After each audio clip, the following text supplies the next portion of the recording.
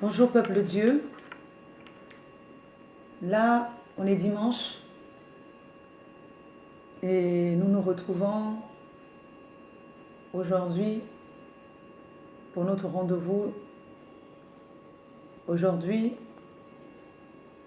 nous allons encore parler des choses de notre Père Céleste, des choses qui nourrissent l'esprit, les choses qui relèvent l'esprit, l'esprit qui est abattu, l'esprit qui est désorienté, l'esprit qui n'est pas en forme.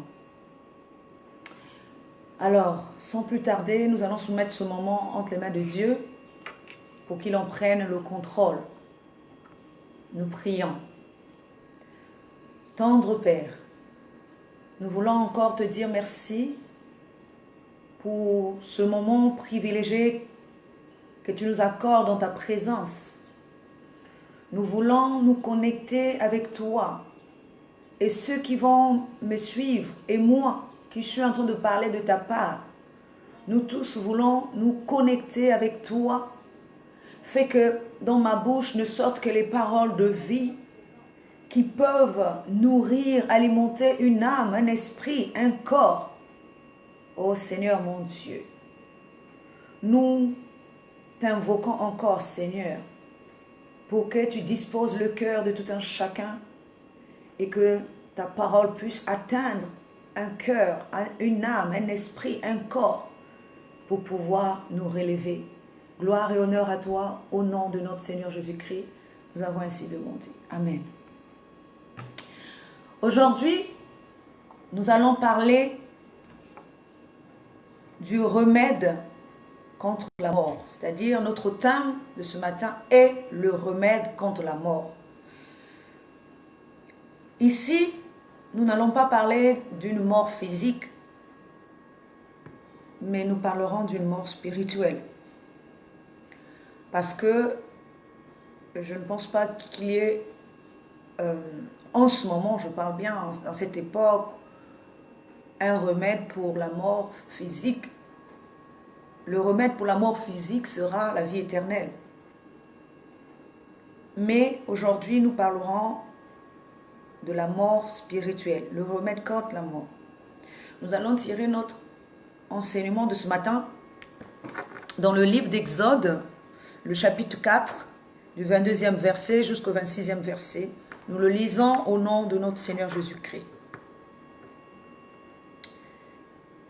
Dieu dit, tu diras, bon, nous allons même commencer au 21e verset. L'Éternel dit à Moïse, en partant pour retourner en Égypte, vois tous les prodiges que je mets en ta main. Tu les feras devant Pharaon, et moi, j'endurcirai son cœur, et il ne laissera point aller le peuple. Tu diras à Pharaon, ainsi parle l'Éternel, Israël est mon fils, mon premier-né. Je te dis, laisse aller mon fils pour qu'il me serve. Si tu refuses de le laisser aller, voici je ferai périr ton fils, ton premier-né. Pendant le voyage en un lieu où Moïse passa la nuit, l'Éternel l'attaqua et voulut le faire mourir. Séphora prit une pierre aiguë, coupa le prépuce de son fils et le jeta aux pieds de Moïse en disant, « Tu es pour moi un époux de sang. » Et l'Éternel le laissa. C'est alors qu'elle dit, « Époux de sang » à cause de la circoncision. Alléluia. Nous allons encore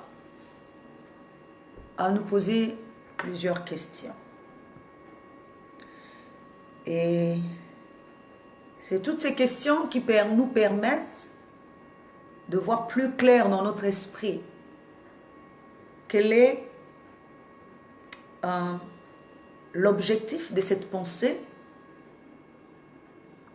et pour que nous puissions comprendre. Nous ne pouvons pas accepter tout sans nous poser des questions. Comme je l'ai dit encore hier, nous sommes à l'école et le maître c'est L'enseignant, c'est le Seigneur lui-même. Et lorsque nous ne comprenons pas, il faut que nous puissions lui poser des questions afin qu'il nous réponde et pour que nous ayons l'esprit plus éclairé. Alors, nous avons plusieurs questions à nous poser avant que nous commencions à énumérer les mots que nous avons soulignés pour comprendre leur signification dans le sens spirituel. Dans les questions que nous avons à nous poser, la première question qui me vient à l'esprit, c'est comment Dieu envoie Moïse en mission pour aller sortir les enfants d'Israël du pays d'Égypte. Il l'envoie en mission. Et c'est lui qui vient encore attaquer Moïse. C'est un truc invraisemblable. Parce que c'est lui qui envoie Moïse en mission et c'est lui qui vient encore attaquer Moïse. C'est pour ça que pour beaucoup de gens, on se dit que parce que nous avons été choisis, donc nous n'avons plus de problème. Donc toute notre vie, ça va être que un chemin ouvert, clair, éclairé. Il n'y aura plus de problème. Or, ce que nous oublions, c'est que selon cette écriture, selon cette parole, selon ce passage, que nous allons comprendre au fur et à mesure, nous allons comprendre que c'est le même Dieu qui envoie en mission et c'est le même Dieu qui vient encore combattre l'homme qu'il envoie en mission. Ce n'est pas un autre. Parce que pour beaucoup, nous voyons toujours Satan, nous voyons toujours les sorciers, nous voyons toujours beaucoup de choses. Mais nous oublions ce fait-là, que Dieu a appelé Moïse, Dieu envoie Moïse en mission, et c'est le même Dieu qui vient encore combattre Moïse. Ça, c'est un premier fait. La deuxième question que nous avons à nous poser, comment Séphora, qui est une étrangère à la vision de Moïse, à la compréhension de Moïse, au Dieu de Moïse, peut-elle savoir quelle était la volonté du Dieu de Moïse? Elle-même, d'après le récit biblique, elle est une étrangère. C'est une femme étrangère qui n'a rien à voir avec Israël. Mais comment elle pouvait-elle reconnaître non seulement que celui qui est en train de combattre Moïse est le Dieu de Moïse? C'est la première question. Et la seconde question, comment pouvait-elle savoir quelle était la volonté de ce Dieu-là vis-à-vis de son mari, de son époux Moïse? Alors qu'elle ne l'a jamais vu, elle n'a jamais entendu parler de lui, du Dieu de Moïse, parce qu'elle a ses propres dieux, d'après le récit biblique, puisque son père est prêtre de leur divinité. Ce qui veut dire qu'elle est même plutôt une femme étrangère priant un Dieu autre. Mais Séphora va connaître que la personne qui est en train de combattre son mari est le Dieu de Moïse. Et elle va encore connaître la volonté de ce Dieu-là. Un truc incroyable. C'est énorme. Alors, donc, comme je l'ai dit, nous avons plusieurs questions à nous poser. Comment Moïse n'a-t-il pas reconnu son Dieu? Comment l'avait-il vu la première fois? Comment Moïse, qui est encore en pas combattre quelqu'un qui le combat, mais il n'arrive pas à reconnaître que c'est son Dieu, alors qu'il a entendu la voix de Dieu. Il a été à la montagne, au buisson ardent. Il a entendu la voix de Dieu. Il a vu une face de Dieu. Et donc, l'autre question serait, donc la face qu'il a vue de Dieu ne correspondait pas à la deuxième face qu'il venait de voir. La face qu'il avait connue de Dieu, c'est comme si Dieu lui a montré la première face, la face B, plutôt A, Et maintenant, il lui montrait la deuxième face, la face B. Nous savons que Dieu a 4 faces, je l'ai dit hier aussi. Mais là, c'est comme si les 2 faces là, ce sont la partie bien et la partie mal. Que Moïse devait connaître de Dieu. Il avait connu la première face. Et il va connaître la deuxième face de Dieu, qui vient pour le faire périr. Ce qui veut dire que dans le combat ici, si Moïse n'est pas intelligent, si Moïse ne reconnaît pas la volonté de Dieu dans ce combat, Dieu peut le faire mourir. C'est comme nous également, lorsque Dieu nous envoie en mission et qu'il vient encore nous combattre. Si nous ne sommes pas intelligents, Dieu peut nous faire mourir. Il incarne à ce moment-là l'esprit de mort qui vient te chercher. L'esprit de mort qui vient chercher Moïse. C'est comme si la journée, Dieu t'envoie en mission et la nuit, Dieu vient te combattre. Et ce sont les 2 faces de Dieu, le jour et la nuit. La journée, donc le jour, il t'envoie en mission. Tu vois la première face. Mais la nuit, il vient dans sa seconde face, le jour, la nuit, et il vient te combattre. Il ne vient plus en esprit de vie, mais il vient en esprit de mort pour venir prendre ta vie. Mais si tu n'es pas intelligent, tu risques de mourir. Donc, nous voyons que Moïse n'a pas pu reconnaître son Dieu. Et je l'ai dit, Dieu a plusieurs visages, mais dans selon les dimensions. Dans une dimension, Dieu a 4 visages, dans l'autre, il a les 2 visages. Pourquoi? Parce que dans la dimension de l'esprit, il n'a que 2 faces. La face A, la face B, c'est-à-dire le mal et le bien, le jour et la nuit, la mort et la vie. Tout ça fait partie de Dieu. Ce n'est pas quelque chose qui vient d'ailleurs. L'arbre de la vie et l'arbre de la connaissance du bien et du mal. Le corbeau et la colombe. Tout ça vient de Dieu. Aujourd'hui, nous ne parlerons pas de ça. Mais donc, et dans l'autre dimension, il a les 4 faces dont j'ai cité hier. Donc, dans la dimension plutôt corps, il y a le bien et le mal. Et dans la dimension de l'esprit, il y a les 4 faces. Alors, pourquoi?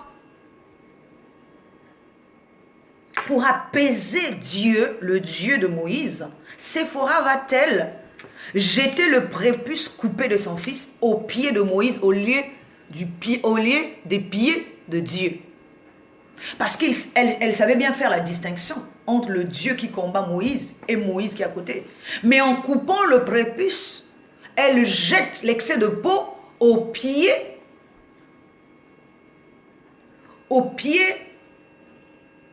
de Moïse et non aux pieds de Dieu.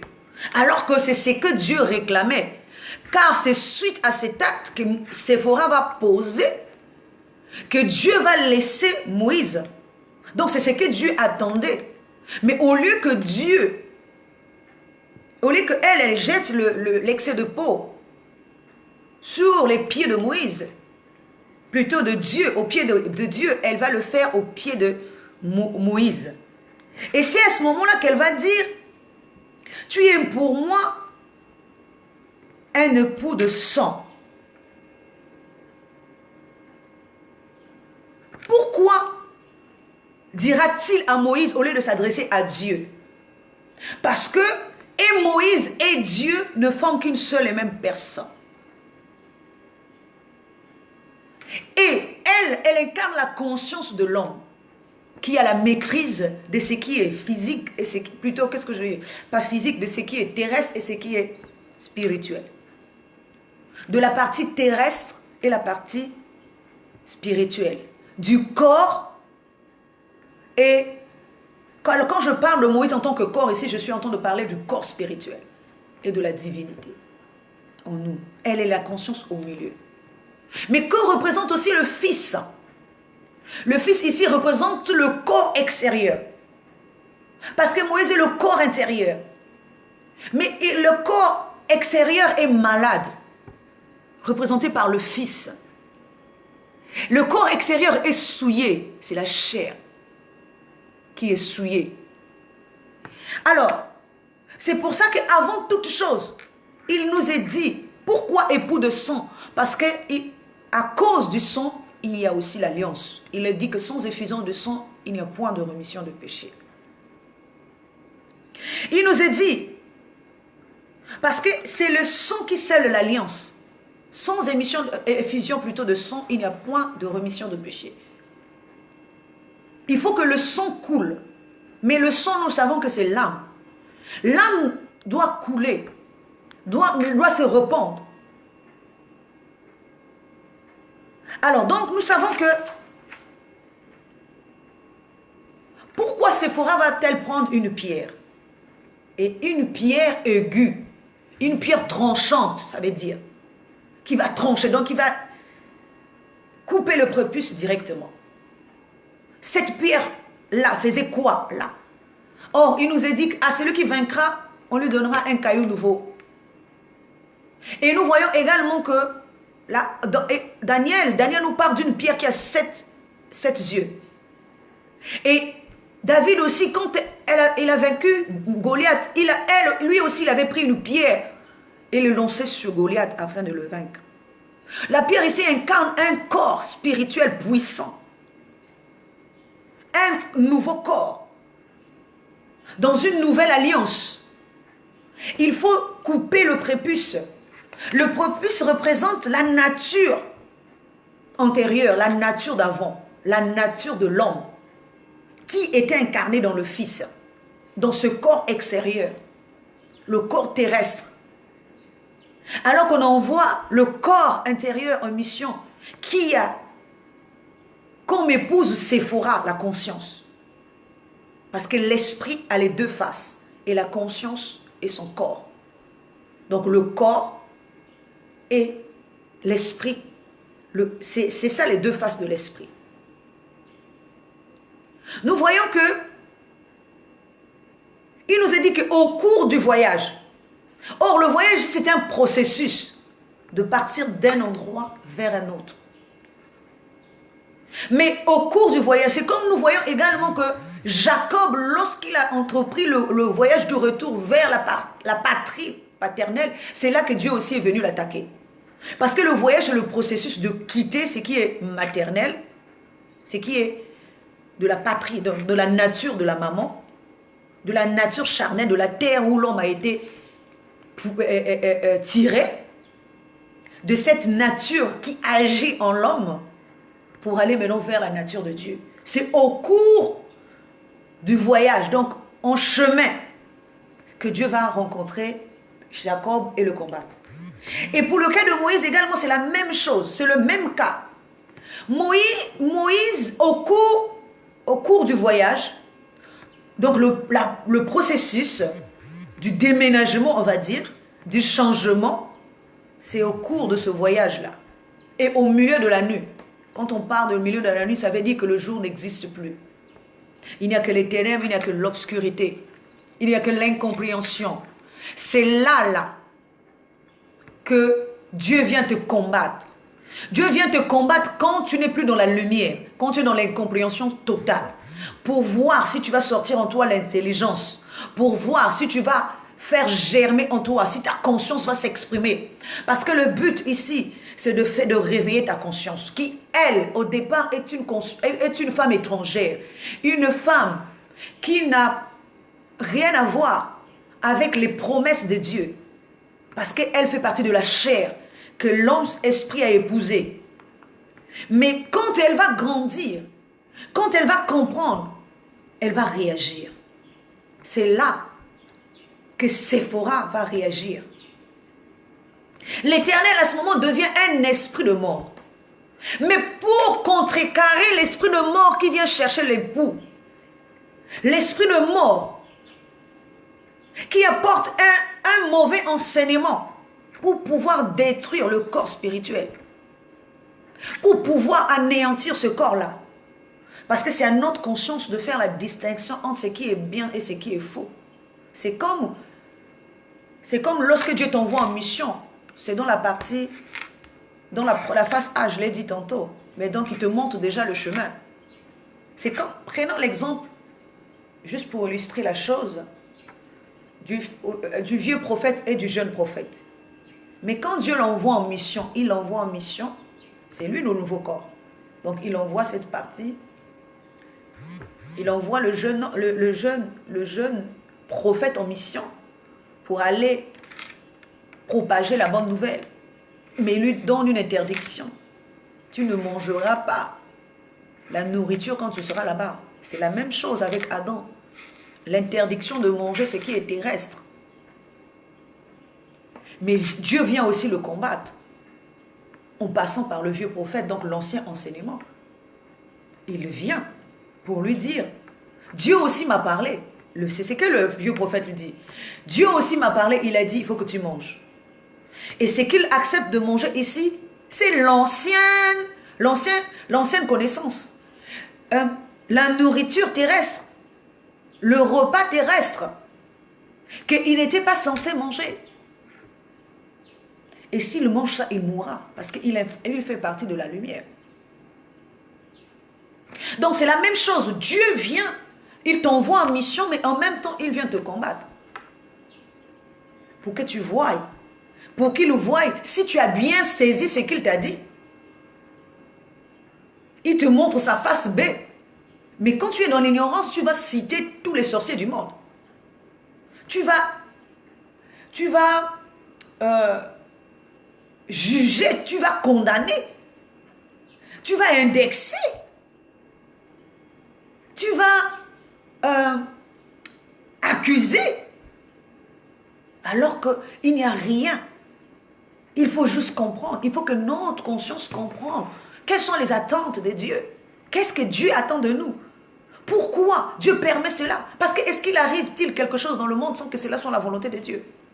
C'est que si tout ce qui nous arrive est la volonté de Dieu, nous devons comprendre. Mais Dieu est capable de te tuer quand tu ne comprends pas. Alléluia. Donc nous voyons que Séphora ici représente la conscience de l'homme. Son fils incarne le corps extérieur. Le prépuce, c'est la nature extérieure, la nature de l'homme que nous devons retirer. Et la circoncision, l'acte de retirer cette nature. L'acte de se dépouiller de cette nature. Mais seule la conscience vivante peut nous emmener à l'acte, à poser cet acte d'enlever notre corps terrestre dans la souillure, dans l'égarement, dans l'aveuglement, au milieu de la nuit, au milieu où tout ne voit pas. Il faut que notre conscience devienne une lumière, au milieu de la nuit. Regardez même ce passage-là, c'est au milieu de la nuit. Dieu vient combattre Moïse, mais Séphora, au milieu de cette nuit, reconnaît le Dieu de Moïse, au milieu de l'obscurité.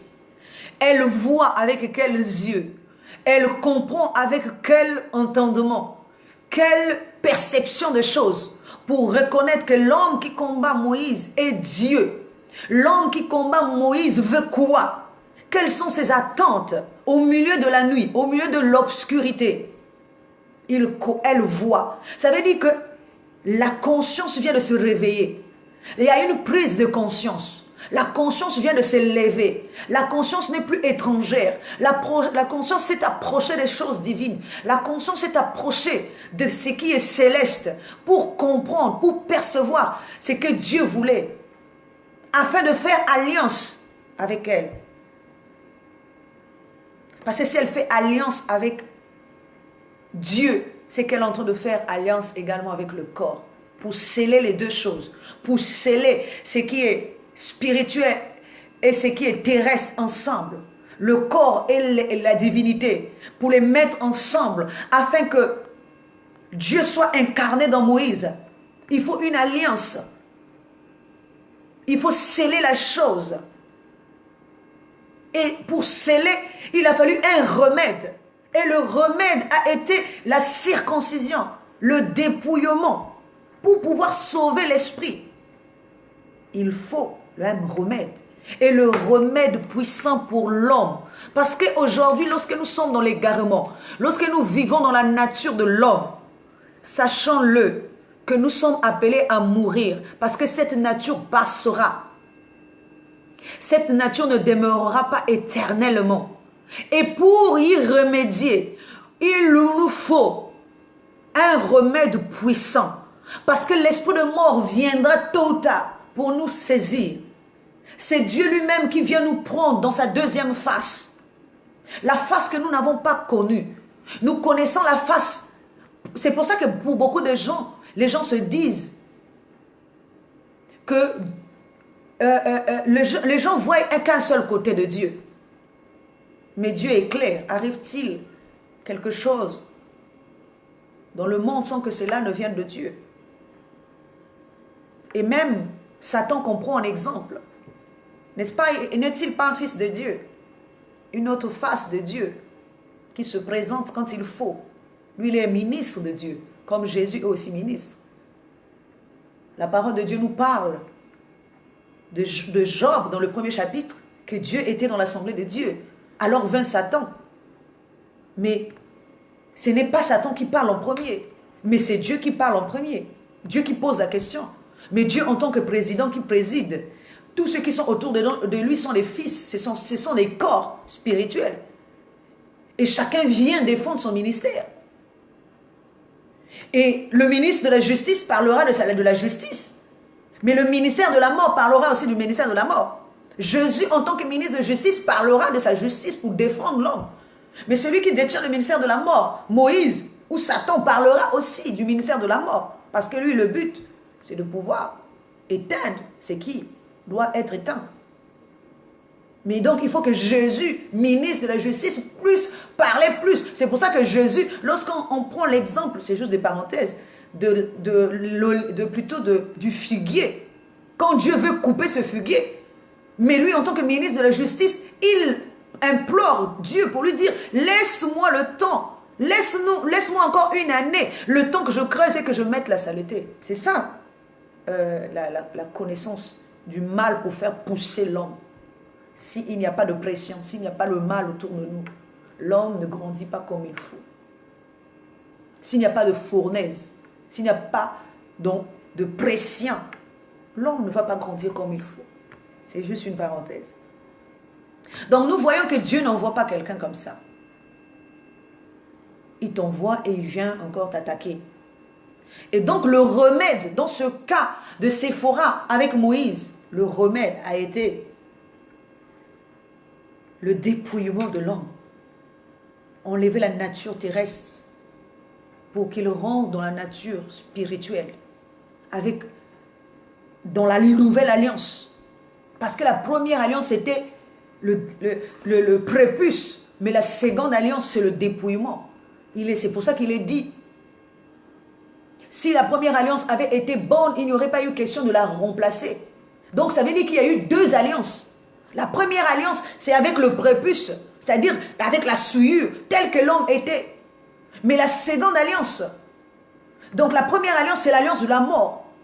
L'alliance du corbeau qui sort de l'arche et va s'installer dans la mort, dans le corps qui est mort. Et rentrer dans le corps de la vie. Comme le colombe ne cherchait que le corps qui était vie. Mais la seconde alliance est le corps de la vie. Lorsqu'on se dépouille de ce qui est mort, pour rentrer maintenant dans ce qui est vie. Alléluia. Donc nous voyons que pour cette première partie, le remède a été le dépouillement de la nature. Jusqu'aujourd'hui, nous sommes encore condamnés parce que nous sommes encore dans la nature de l'homme. Et le seul remède que nous avons, que notre esprit a, à s'échapper, c'est de se dépouiller de son ancien, lui, du vieil homme, de la nature terrestre, afin de rentrer dans la nature céleste. S'il ne se dépouille pas du vieil homme, et sachez-le également que le nouveau homme n'arrive pas dans la vie de quelqu'un, tant qu'il ne voit, le vieil homme plutôt ne part pas de la vie de quelqu'un tant qu'il ne voit pas le nouveau homme. Comme Siméon qui attendait l'arrivée de Jésus pour pouvoir partir. Tant qu'il ne voit pas le nouveau homme, lui aussi ne partira pas parce qu'il fait partie de ton esprit. Alors, nous allons aussi voir un autre cas. Dans le livre de 2 Rois 4, 38 à 31. Et c'est une histoire aussi qui est connue, que je ne veux pas aussi lire. Je ne veux pas aussi lire, mais je vais parler, expliquer, parce que c'est une histoire que tout le monde connaît. C'est de la mort dans le pot. La parole de Dieu nous dit que Élisée est arrivé dans le pays, il y avait la famine. Tous les fils de prophètes étaient affamés. Mais lui, il est arrivé, il a demandé à ce que on fasse un potage. Et celui qu'on a envoyé chercher des herbes est parti, il a ramassé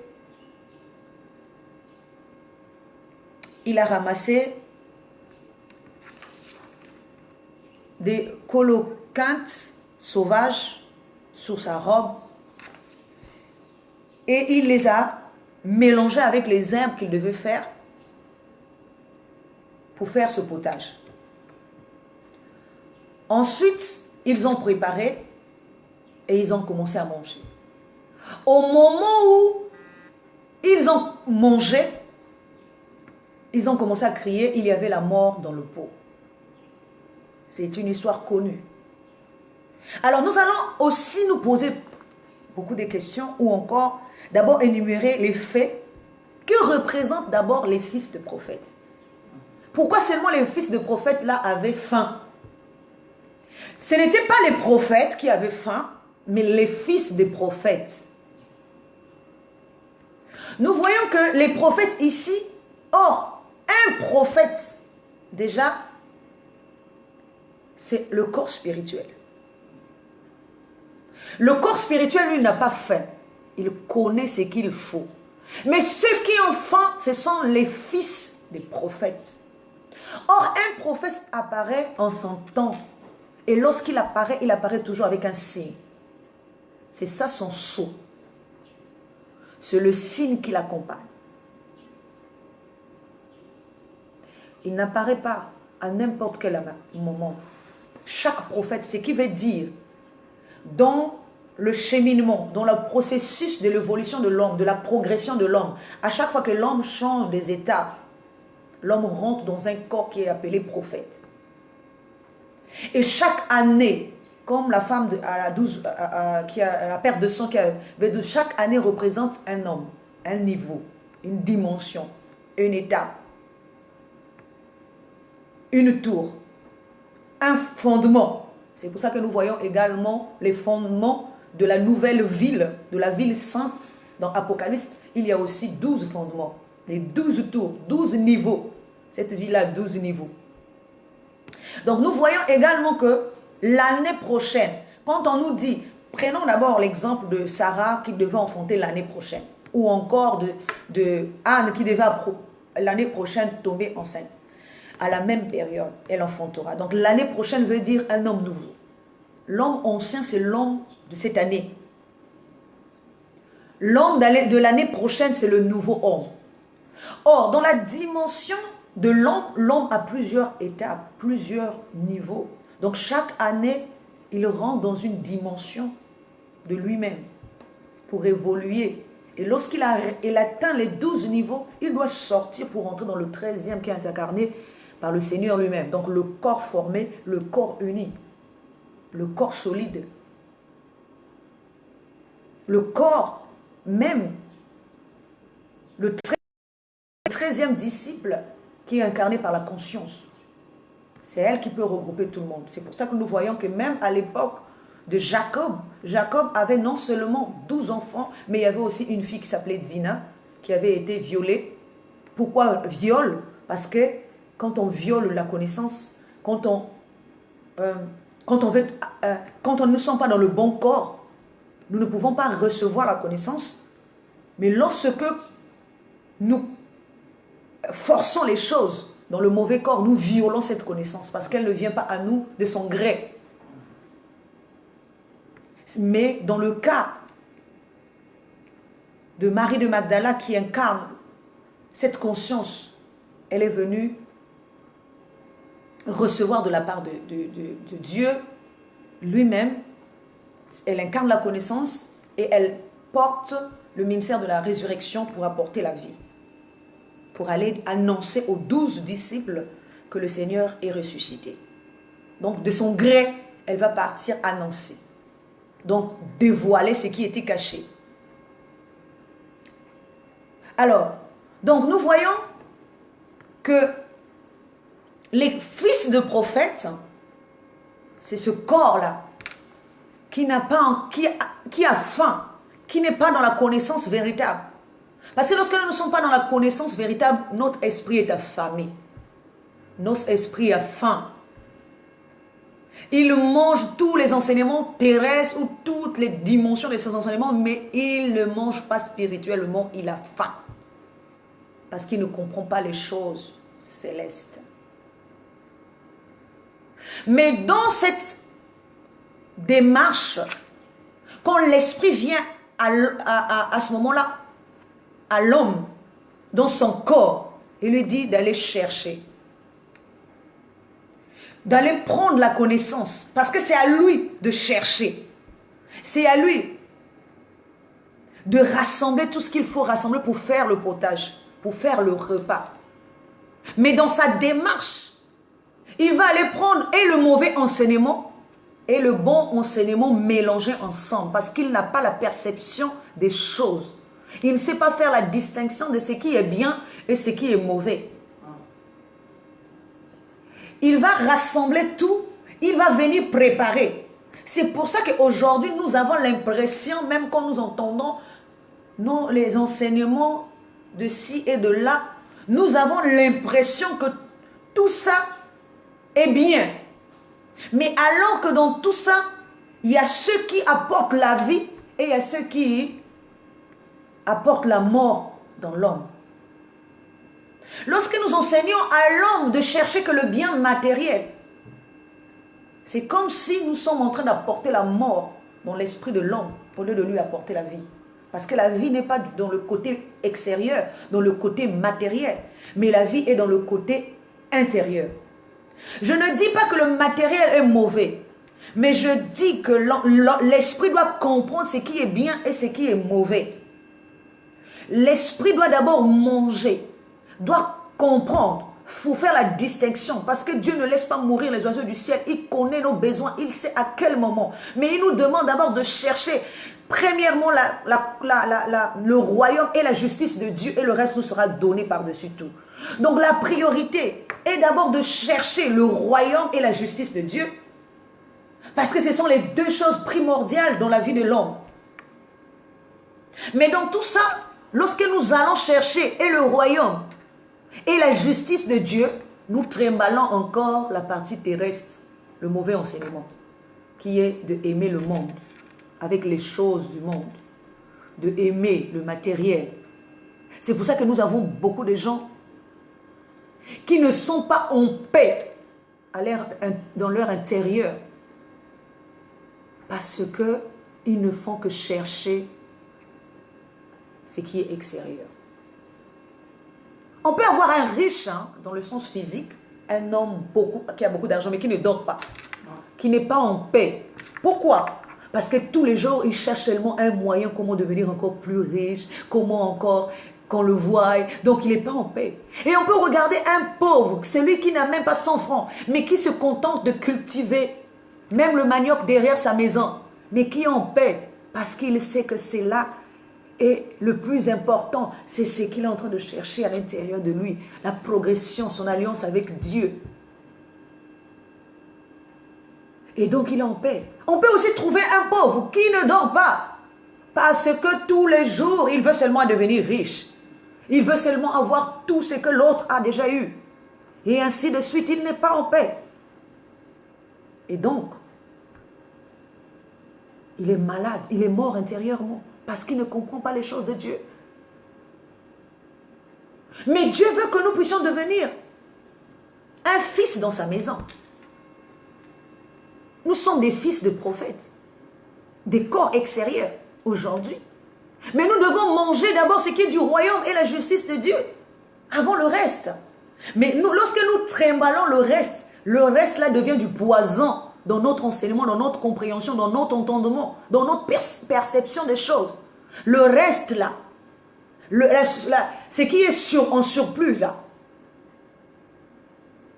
C'est pour ça que nous voyons très souvent. Regardez même quand Jésus parle avec Pierre. Et quand il lui dit, ce n'est pas la chair et le sang qui t'ont appris cela, mais mon Père. Il apprend à Pierre à distinguer les deux voies. Parce qu'il ne veut pas que Pierre porte en même temps dans la confusion de son esprit et l'enseignement terrestre. Il dit que ce n'est pas la chair et le sang. Donc la chair et le sang aussi a un enseignement. A aussi une voix qui s'exprime. La voix étrangère, la voix de la maman. Et non la voix du Père. Et donc il apprend à distinguer les deux choses. Parce que Pierre lui-même, jusqu'à cet instant-là, comment Pierre pouvait-il pas savoir qu'il avait été instruit par Dieu? Il avait été enseigné par Dieu. Mais cet enseignement-là est sorti, j'avais dit que c'était un enseignement enfoui en lui. Mais il est sorti juste au moment où on lui a posé la question, la bonne question. C'est là qu'il a eu aussi la réponse.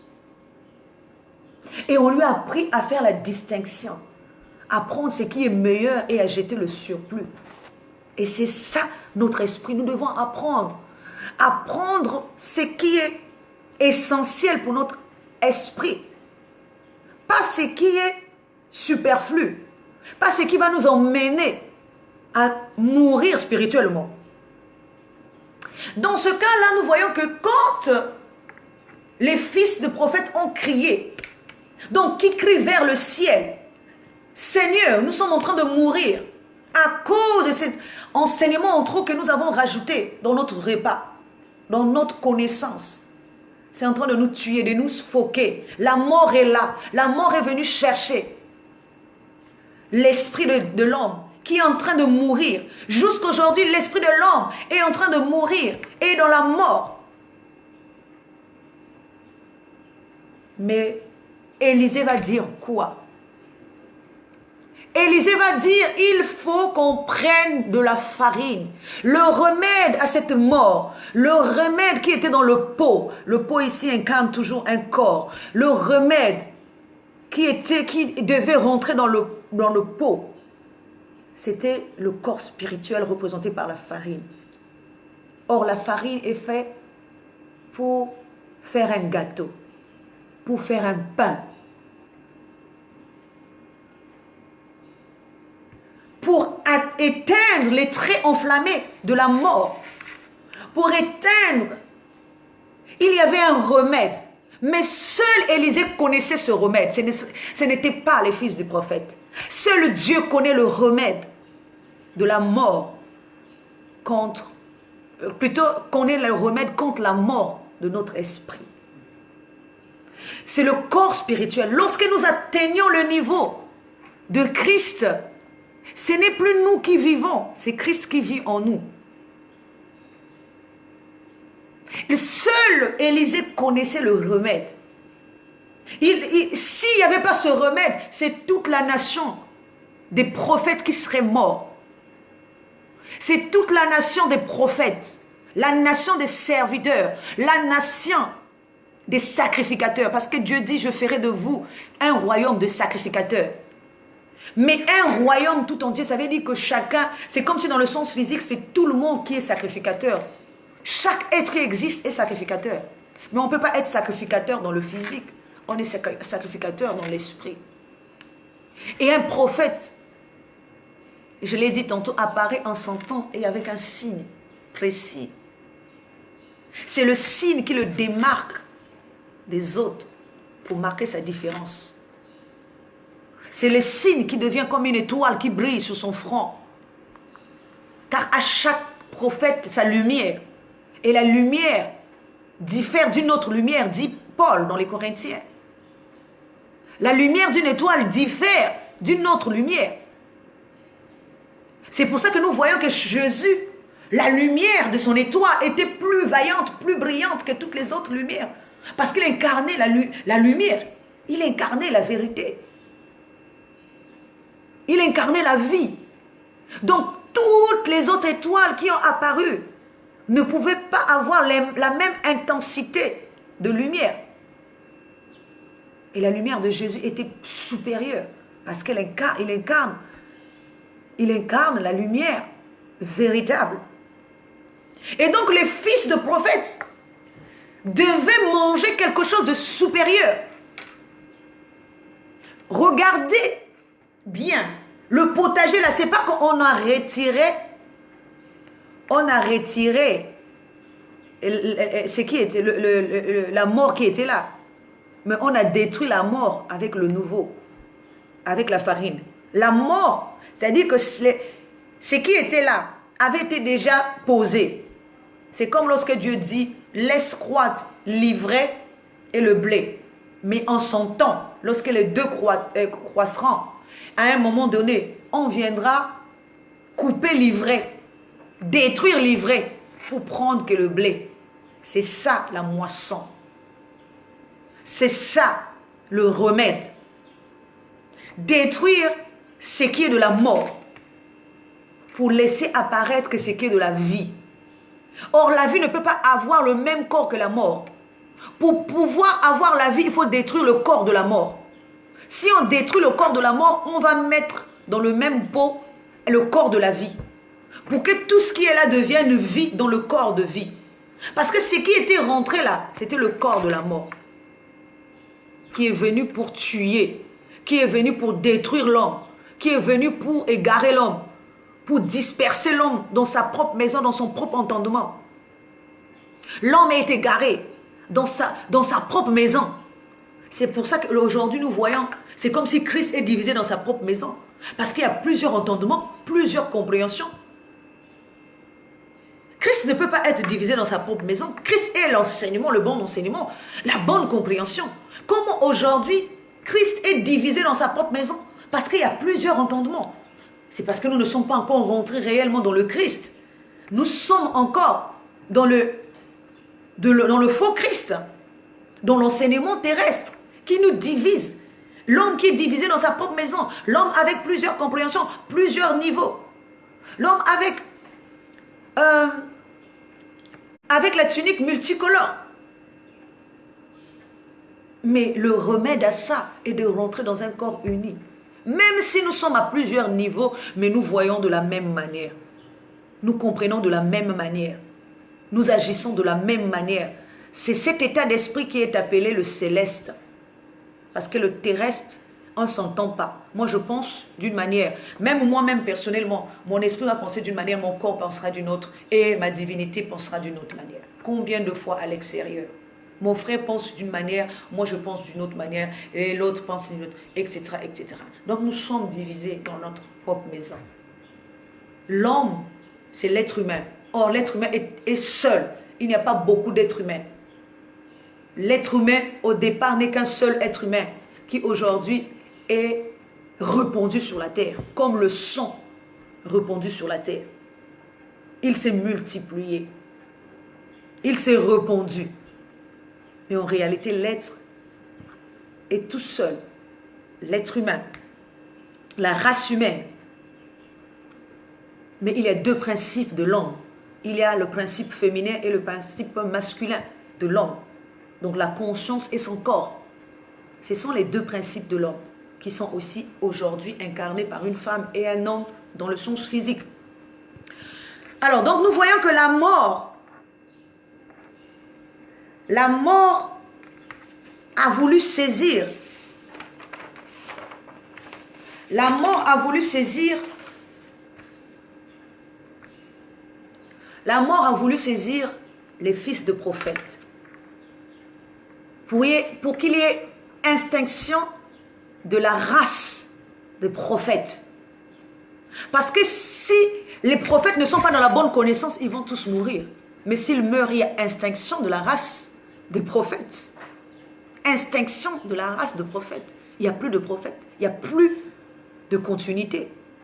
Si la mort saisit, le but de la mort ici, c'est de saisir tous les enfants des prophètes, tous les fils de prophètes. Afin qu'il y ait extinction de la race, parce que le fils est la continuité du père. Mais s'il n'y a plus de fils, il n'y a plus rien. Et heureusement qu'il y a un remède à ça. Et que la seule personne qui connaissait ce remède, c'était Élisée, qui pouvait apporter la vie là où il y avait la mort. Il a dit, prenez. Ce n'est pas lui qui dit, il a dit, prenez la farine, mettez. C'est-à-dire que là, c'est toujours les fils de prophètes qui doivent aller encore chercher la farine, le nouveau corps, pour poser là où il y a le corps de la mort, afin que l'esprit rentre maintenant et que cela soit consommable. Nous allons encore prendre notre dernier passage. Nous sommes toujours dans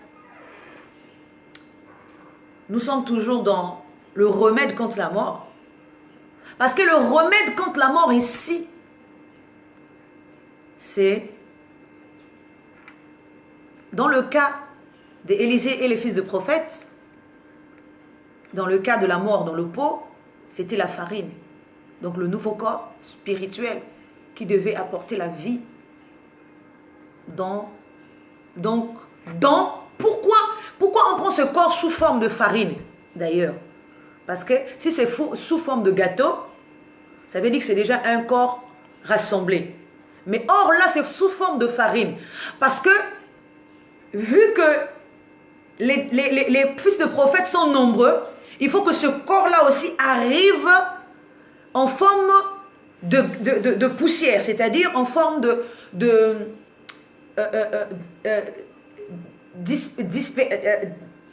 dispersion, en forme de dispersion, comme un grain qui s'emboîte avec un autre grain. Parce que comme il y a plusieurs corps, il y a plusieurs. Donc l'esprit aussi doit se diviser en plusieurs pour pouvoir maintenant habiter dans ces corps-là. Si l'esprit, donc c'est comme la fraction de pain que Jésus fait. Comme il y a plusieurs corps qui sont les fils de prophètes, qui sont aussi représentés par les disciples. Jésus doit prendre son corps, diviser en plusieurs morceaux, afin que chaque corps reçoive le morceau qui lui convient. Mais ce morceau-là ne va pas parler un autre langage. Ce morceau qui vient là parlera le même langage que l'autre, celui que l'autre a reçu aussi. Le morceau-là ne lui apportera pas un langage différent. Ça veut dire que le corps de l'esprit sera aussi divisé selon le nombre des fils de prophètes, le nombre de corps qui vont recevoir. Prenez ceci, mangez, ceci est mon corps que je donne pour vous. Prenez ceci est mon sang que je donne. Donc la nouvelle nature, le nouveau corps. Et le nouveau corps et sa nouvelle nature représentée par le sang. La nouvelle âme. L'esprit vivifiant au lieu de l'esprit.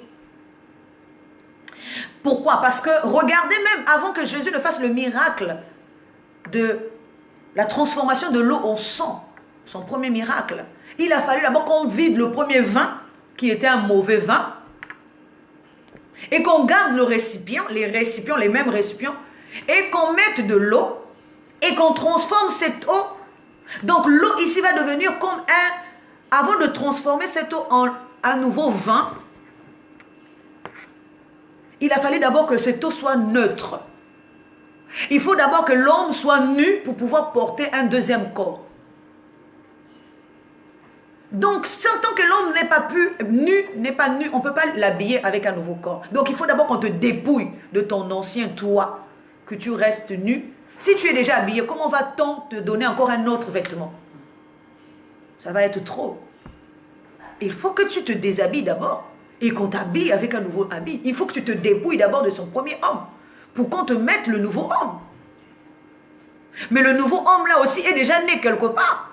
Il faut que l'ancien homme voit que le nouveau homme s'approche pour qu'il te quitte. Si tu veux qu'il te quitte et qu'il voit le nouveau homme s'approcher parce que tu as fait naître le nouveau homme.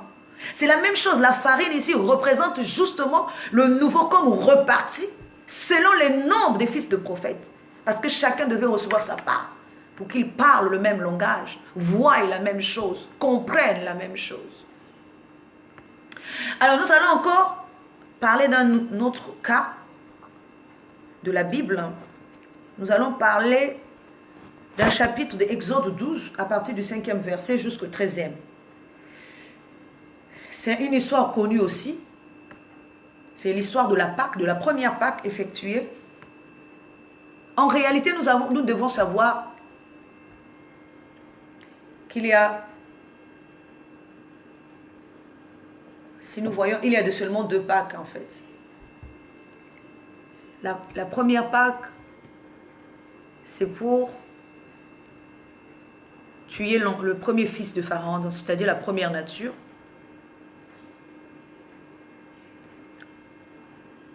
Et la deuxième Pâque, c'est pour immoler le Seigneur. Alors, je ne vais pas lire ce passage parce que tout le monde le connaît déjà par rapport au temps également. Vous le lirez chez vous pour comprendre tout ce que je vais dire. Dans ce passage, Dieu dira à Moïse de prendre un agneau de 1 an, un jeune agneau un jeune d'abord et qui n'aura pas de défaut, un mâle premier-né de son troupeau. Or, nous savons que le premier-né d'un troupeau, spirituellement parlant, c'est Jésus, et il est un mâle agneau sans tache, sans défaut. Et il a aussi, pourquoi une année? Parce que il constitue tous les niveaux du corps. Il est donc paré, préparé. La Pâque ici représente le temps de la moisson.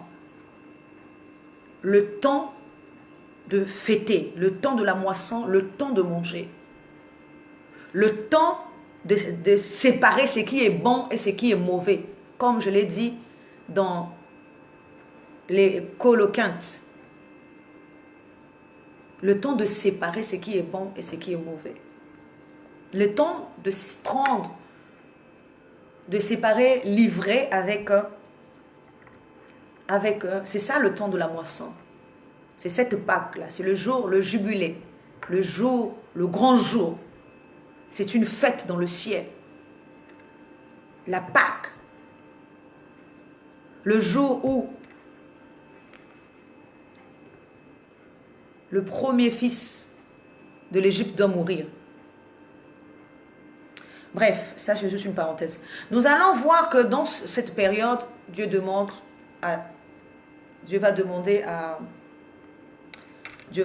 à Moïse de faire la Pâque, de prendre un agneau d'1 an qui sera sans défaut, qui sera un mâle, premier-né de son troupeau.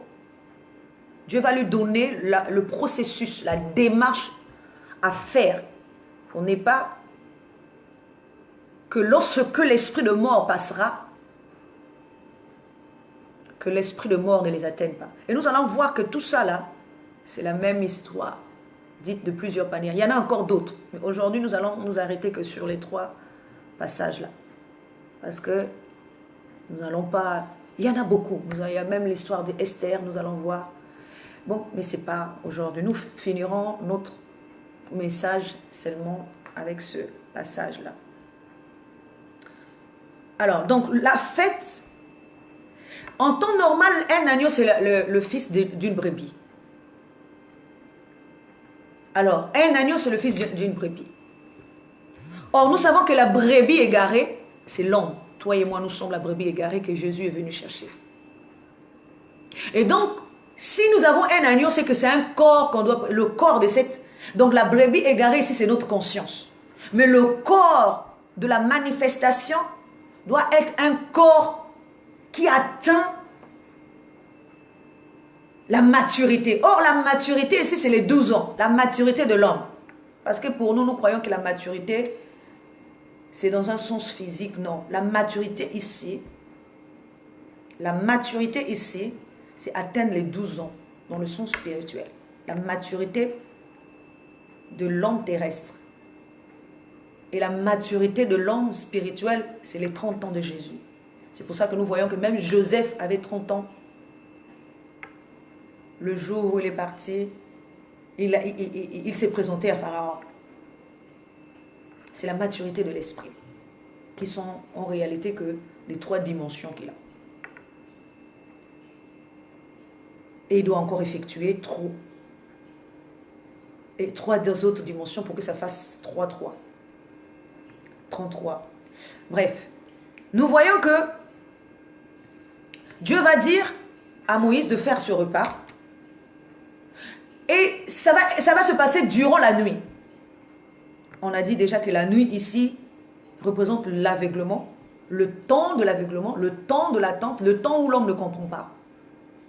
Au milieu de cette nuit, il faut qu'il prépare un agneau.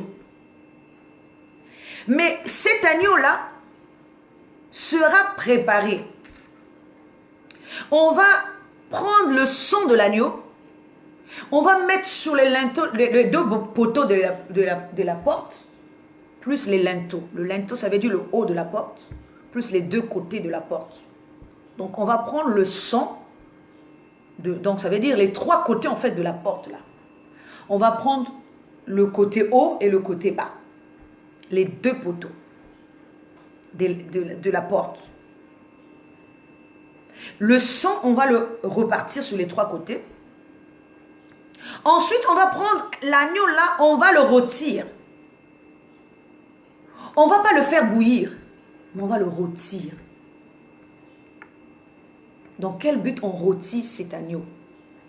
Parce que l'agneau ici est représenté par le corps, je l'ai dit, le corps spirituel. Et cet agneau, pourquoi le mettre au feu? Parce que c'est comme quand nous mettons l'homme au feu. Vous voyez, l'homme qui est... Les trois compagnons de Daniel ont été mis dans le feu ardent. Dieu dit, je t'ai placé dans la fournaise, non pour tirer de toi de l'or ni de l'argent. Ce qui veut dire que le feu, c'est la pression que nous allons recevoir.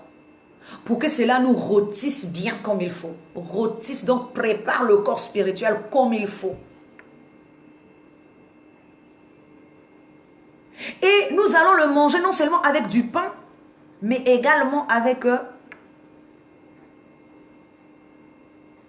l'herbe. Avec l'herbe amère. Nous allons mélanger le pain. Donc c'est comme si le pain extérieur, c'est comme la connaissance. La connaissance, il est dit toujours dans ce même chapitre que l'agneau là doit se manger tout entier. On doit manger ses jambes, on doit manger sa tête, on doit manger son intérieur. Bon, regardons même dans un sens physique de choses. Comment va-t-on manger un agneau? Donc il n'y a rien qu'on doit retirer dans cet agneau-là. On le prend tel qu'il est entier, avec tous les boyaux, la saleté, tout ce qui est dans son intérieur là. On va le manger. Pourquoi cet agneau, on parle de la tête et des jambes? Parce que ce sont les connaissances. La connaissance représentée par les jambes et la connaissance représentée par la tête. La connaissance céleste et terrestre. Les herbes amères représentées par la connaissance terrestre et le pain, la connaissance céleste. C'est ça la connaissance de Dieu. La connaissance de Dieu, on ne choisit pas. On ne prend pas ce qui va nous faire plaisir. On ne dit pas aussi ce qui va faire plaisir à l'autre. Mais on doit dire la vérité. Si tu comprends que les choses sont comme ça, là où c'est noir, tu dis que c'est noir. Là où c'est blanc, tu dis aussi que c'est blanc. Tu ne fais pas plaisir. Tu dois dire la vérité. Si tout ce qui nous arrive dans la vie est la volonté de Dieu, dis-le que c'est la volonté de Dieu. Ne dis pas que c'est le sorcier de ta famille qui est en train de t'ensorceler, alors qu'au fond de toi, tu sais que c'est la volonté de Dieu. Sinon, pourquoi Dieu dirait-il même à Noé, lorsqu'il était en train de faire rentrer tous les animaux dans l'arche, dirait-il de prendre aussi et les oiseaux purs et les oiseaux impurs? Et les animaux impurs et les animaux... Parce que pour lui, les deux ont un sens. Ce sont les deux faces de Dieu. Qu'est-ce que tu vas prendre? Qu'est-ce que tu vas jeter? Mais c'est à toi de faire Quand tu as la connaissance, on ne te demande pas de manger ce qui est mauvais. on te demande de comprendre et de rejeter ce qui est mauvais. C'est deux choses différentes. Mais toi, dans notre esprit, la plupart du temps, nous refusons d'associer cela avec Dieu. C'est comme si Satan peut venir régner dans le monde de Dieu sans que Dieu le lui ait autorisé. Mais Jude nous dit quoi? Jude, dans le verset 9, nous dit que Satan est une gloire de Dieu. Dans le verset 8 et 9, la parole de Dieu nous dit que même Satan est une gloire de Dieu. Donc un corps pour Dieu. Et il ne peut pas réagir de la même manière lorsqu'il est dans le corps de Jésus, le corps de Satan. Il est dit que lorsque Moïse, plutôt l'ange Michael, se disputait le corps de Moïse avec Satan, et l'ange Michael ne pouvait pas sortir des propos injurieux parce que Satan était une gloire de Dieu. Donc on ne peut pas insulter une gloire de Dieu.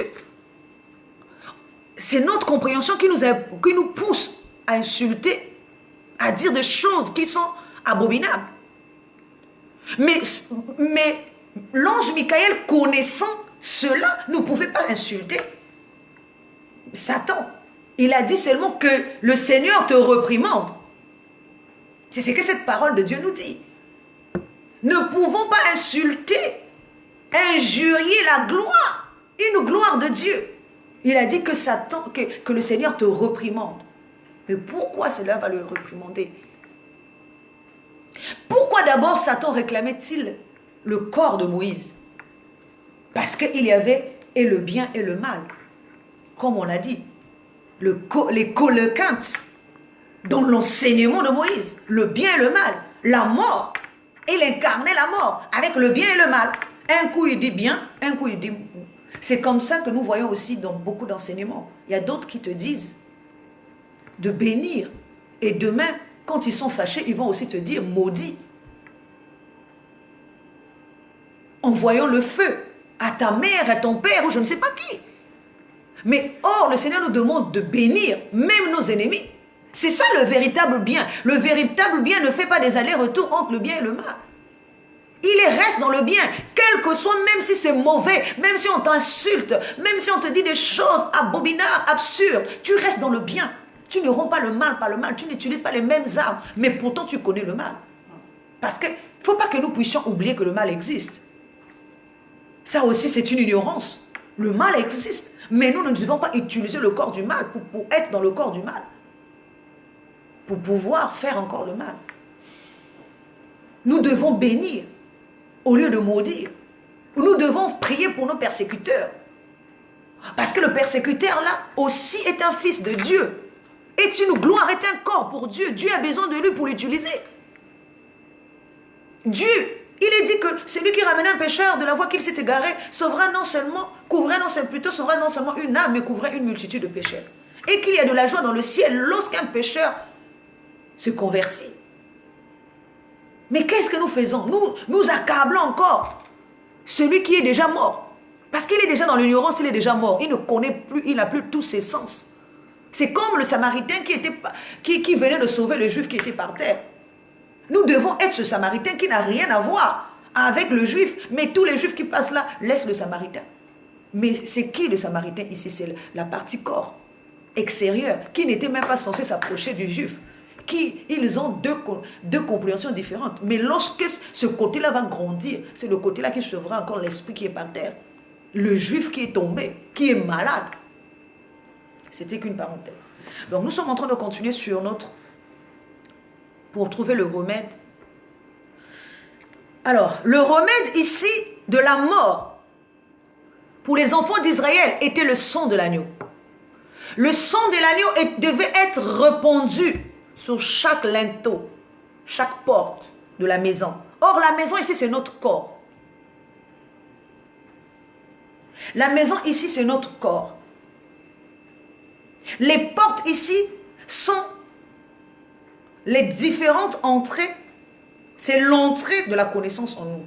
Or, en l'homme, il y a plusieurs entrées, plusieurs portes. Même la vue est une porte, la bouche est une porte, les oreilles est une porte, le toucher est une porte. Tout ça, ce sont des portes.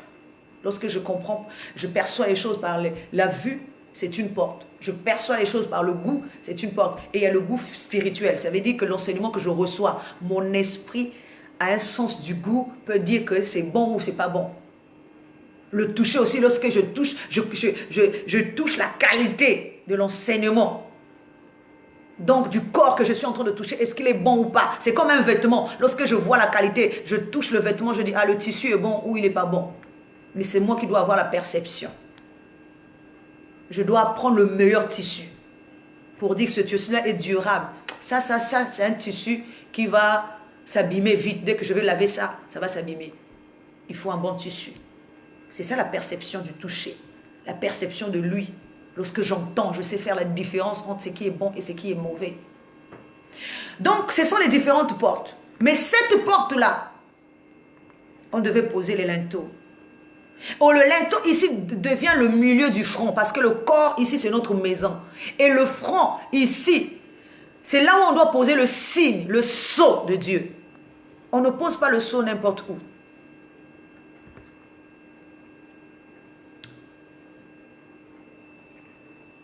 Alors, nous voyons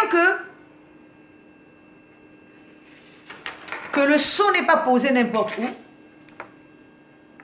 et que l'animal a été mangé dans son entièreté sans rien laisser.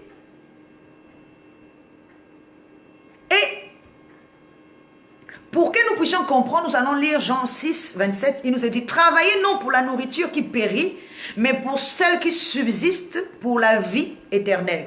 Et que le Fils de l'homme vous donnera, car c'est celui que le Père, que Dieu a marqué de son sceau. Nous voyons que lui, en tant que corps spirituel, il porte déjà un sceau. Le sceau ici, c'est le sceau donc de l'agneau là, le corps, avec un sceau. Il a un sceau, il est marqué d'un sceau, d'un cachet de Dieu. Or, le cachet ici, c'est l'enseignement. Dès que quelqu'un voit l'esprit, c'est déjà que cet esprit-là est déjà un esprit de connaissance. Il y a un sceau. Il dit, travaillez pour la nourriture travaillez non pour la nourriture qui périt, mais pour la nourriture qui ne périt pas. Bon, est-ce que dans la vie même physique, nous travaillons pour une nourriture? Est-ce que quelqu'un travaille pour une nourriture? Mais de quelle nourriture s'agit-il? Il s'agit donc de la nourriture qui est spirituelle, qui est représentée par la connaissance de Dieu. Si l'homme doit travailler, l'homme doit faire des efforts, faire sortir la sueur de son front, les grumeaux de sang. C'est pour manger une nourriture qui ne périt pas, qui subsiste pour la vie éternelle. Donc lorsqu'ils sont en train de préparer ici, ils sont en train de préparer un corps. Et ils doivent être marqués d'un sceau. Nous allons encore prendre dans Apocalypse pour que nous comprenions ce que je suis en train de dire. Apocalypse 7.3 nous dit, ne faites point mal à la terre, ni à la mer, ni aux arbres, jusqu'à ce que nous ayons marqué du sceau le front des serviteurs de Dieu.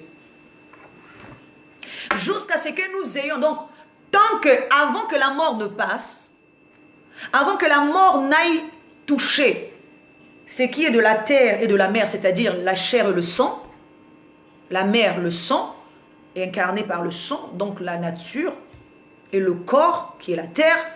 Avant que nous ne détruisons ce qui est de la terre et du sang, il faut d'abord qu'on commence par marquer tous les serviteurs. Il faut marquer d'un sceau. Le sceau sera le remède. Or, le sceau là, ce n'est pas avec n'importe quoi, mais c'est avec l'âme de l'esprit dispatché, c'est-à-dire donné à chacun, chaque serviteur, comme j'ai parlé des fils de prophètes, aura un sceau. Comme il a reçu la part, il se démarquera. Comme les disciples de Jésus qui ont reçu la part, sachez-le, c'est quelque chose que j'aime dire aussi.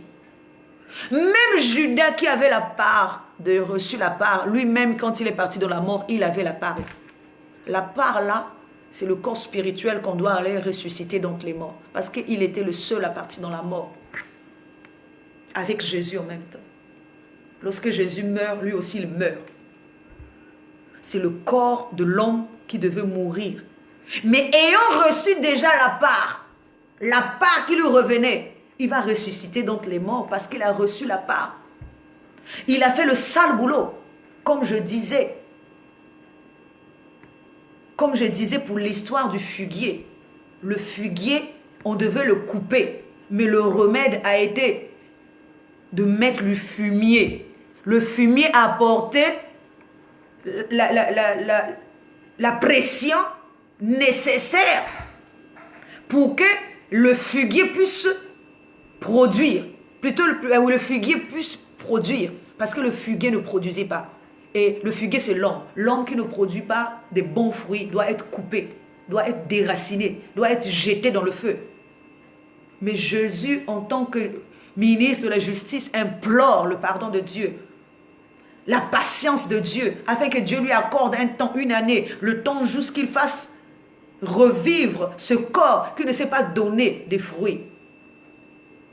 Et le remède pour qu'il ne soit pas, pour qu'il ne meure pas, ça a été la production de fruits.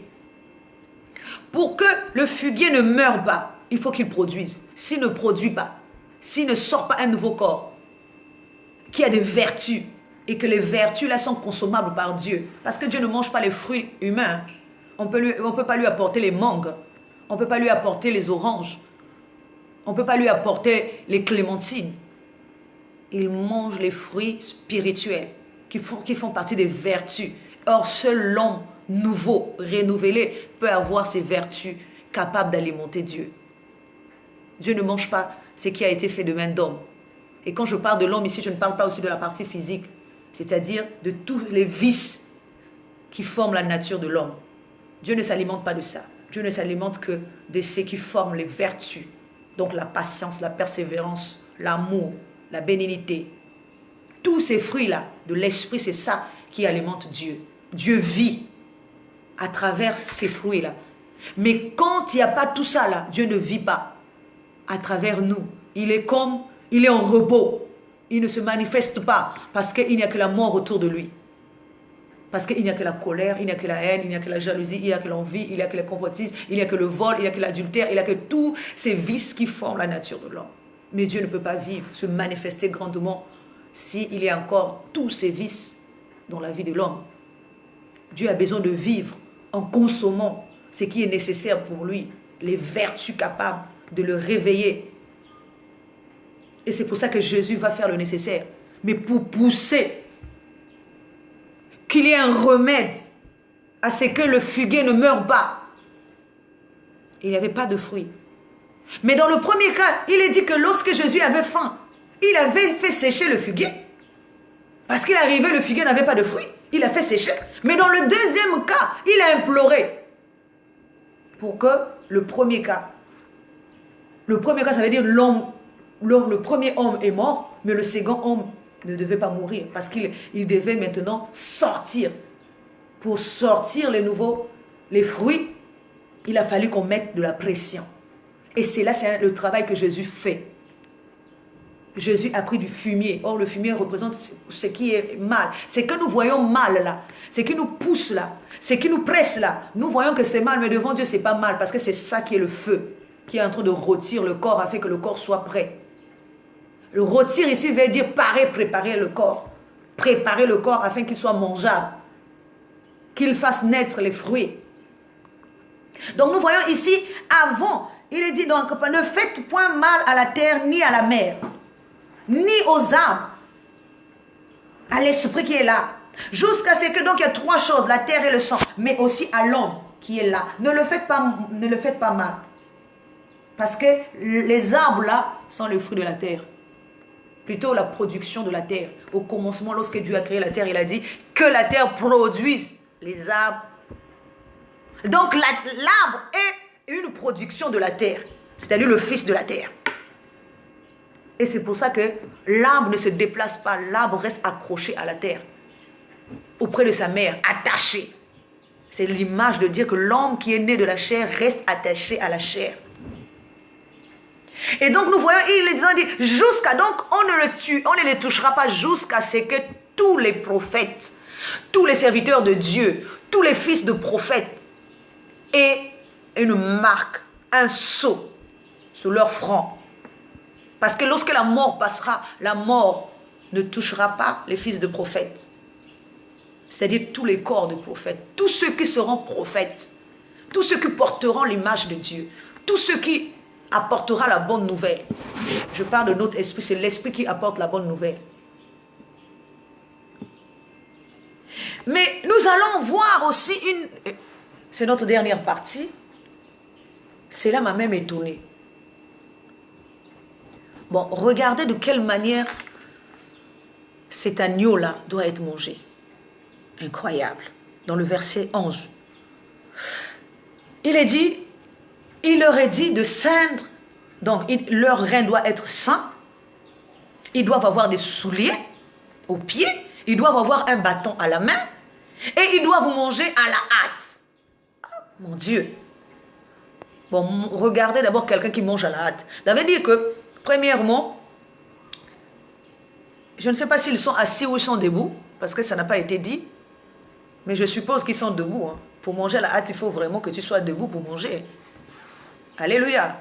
Un truc incroyable. Donc, il faut d'abord que tes reins soient sains, que tu aies des souliers aux pieds, un bâton à la main, et tu dois manger à la hâte. Mais tout ça est significatif. Qu'est-ce que représentent toutes ces choses-là? En temps normal, on doit prendre un repas doucement, pas à la hâte. Mais pour eux, c'est une recommandation. C'est pour ça que même l'enseignement de Moïse est l'enseignement de mort. Parce que c'est un repas qui mange à la hâte. C'est comme s'il rentrait dans la connaissance sans sauter des étapes. Tu rentres dans la connaissance en sautant les étapes. C'est-à-dire, c'est comme si tu te réveilles déjà un corps mûr. Tu n'as même pas eu le temps de grandir.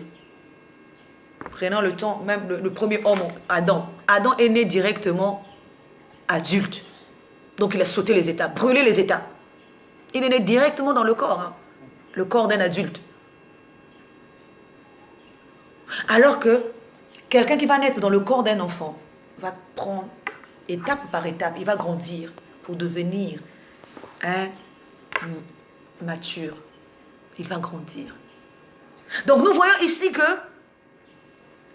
même cet enseignement, même cette connaissance-là, c'est pour ça que je disais que ce n'est pas une bonne connaissance. Mais bon, aujourd'hui je ne parle pas dans ce sens-là. Je parle juste dans le sens de notre remède de la mort. Ils doivent ceindre leurs reins. Que représentent les reins? Les reins, c'est la partie où tout est scellé. Il nous est dit que la connaissance vient des reins. Parce que la sémence de l'homme vient de ses reins. Même dans le sens naturel des choses, dans le sens physique, le germe que l'homme a avant de transmettre à la femme vient de ses reins. Et c'est cela qui est transmise à la femme pour que la femme puisse former le corps. C'est la femme qui donne le corps. Mais la sémence là vient de l'homme. Or, la sémence là est d'abord dans les reins de l'homme. Donc, il lui dit de se parer, de se préparer, afin de recevoir. Si l'endroit où doit venir habiter la sémence là n'est pas paré, préparé, la sémence là ne peut pas venir, parce que la sémence, ça va être maintenant la connaissance. Donc, c'est comme si chacune de ces dimensions, là nous allons parler de 3 choses ici. Même 4. Les reins qui doivent être parés, préparés, c'est-à-dire ayant une connaissance déjà. Les souliers aux pieds, ils sont beaux, les pieds de celui qui annonce la bonne nouvelle. Ça veut dire que les pieds ici aussi doivent être, comment je vais dire, garnis. Si les pieds ne sont pas garnis, qui sont représentés par les chaussettes, c'est-à-dire la connaissance aussi terrestre, doit être garnie. Cette connaissance-là, l'enseignement de l'homme, doit être garni. Parce qu'on peut avoir un enseignement qui n'est pas garni, qui ne touche pas. Tu parles dans le vide. Mais il est dit, si tu as les pieds, tu dois avoir les chaussures, le zèle qui l'accompagne. Pour donner la force. Pour donner pour avoir un percé, comme une onction. Parce qu'on peut parler sans onction et cela ne touche personne. Et il est dit aussi le bâton à la main. Pourquoi manger avec un bâton dans la main? Or, le bâton aussi incarne l'enseignement. Puisque Moïse, quand il a rencontré Dieu pour la première fois, il tenait un bâton de berger. Et il est dit également que Jésus aussi est le berger qui a un bâton. Et il est dit que sa verge est une verge de fer.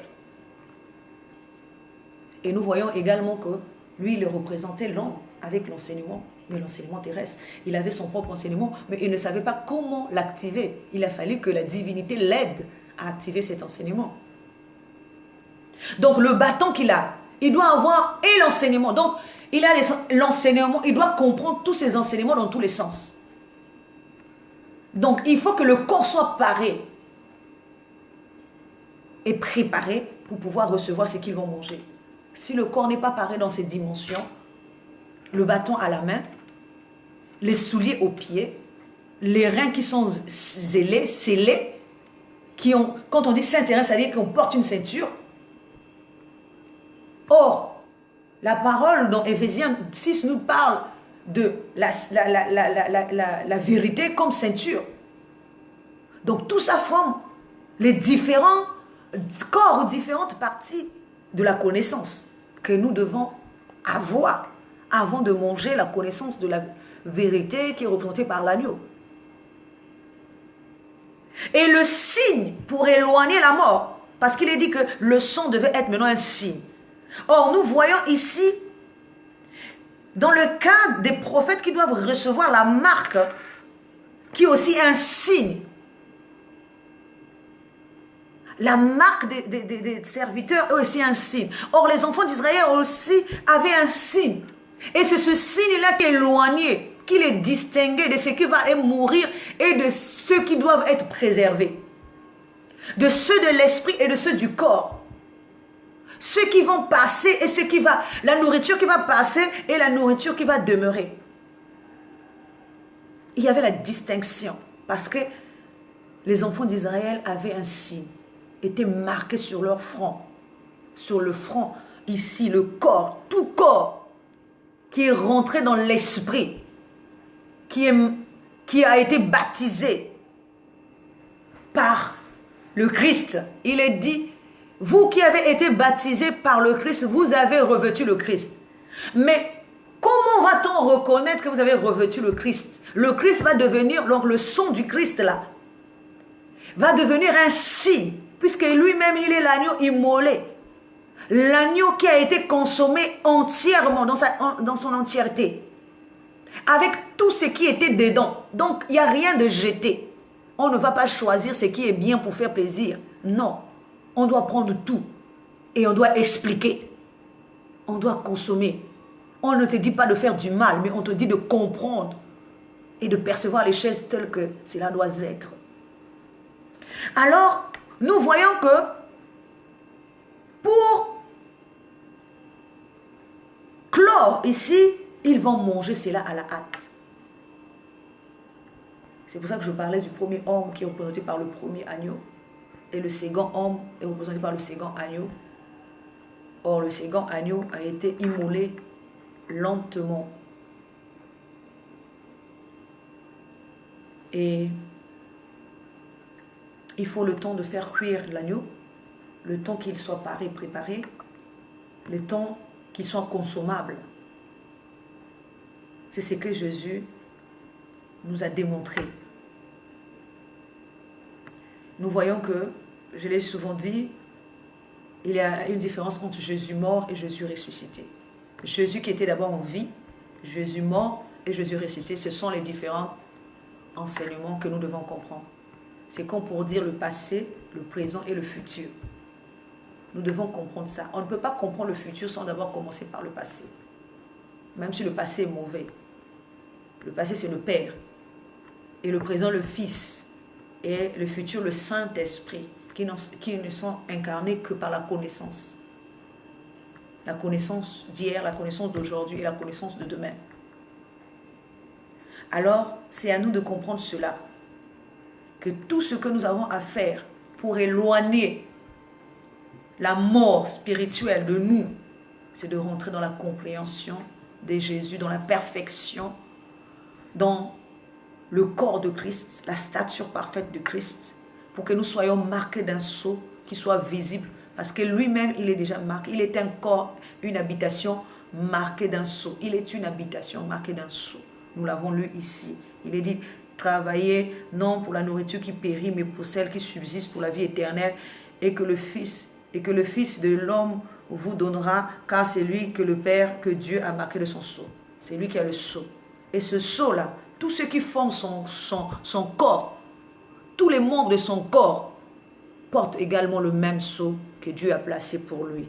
Et c'est pour ça que la mort ne peut pas toucher ce corps-là, parce qu'il est déjà marqué d'un sceau à vie, que la parole de Dieu trouve place en nous. Nous allons donc recommander, c'est-à-dire prier, dire une prière de clôture. Nous te bénissons, notre Dieu, pour ce moment que nous avons passé ensemble, pour ta parole que tu nous as donnée. Nous te bénissons pour cette parole. Fais que cette parole trouve une place de choix dans nos cœurs et nous aide à croître spirituellement pour que nous puissions comprendre ce que tu attends de nous. Gloire et honneur à toi pour tout, dans le nom de Jésus, j'ai ainsi demandé. Amen.